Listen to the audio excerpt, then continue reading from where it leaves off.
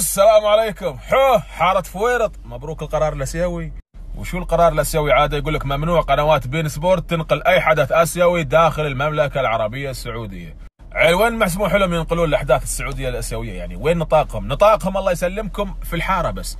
وين؟ في الحاره بس. يهوه، في الحاره بس.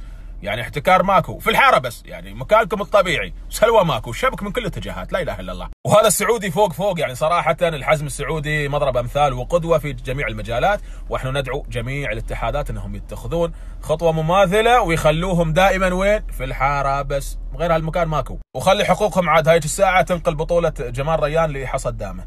وطبعا الصياح محمود في هذه الحالات يا جماعه، يعني في نصيحه طبيه تقول لا تكبتها فتنفجر، روح اديله صيح يا ولدي صيح.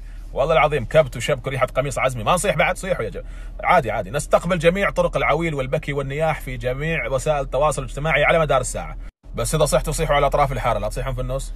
يا جماعه ريان مغسل قميصه في الحوض، ايش دخل؟ لا يعني طايح حصى في الفتحه، بعد يغرقون بعدين.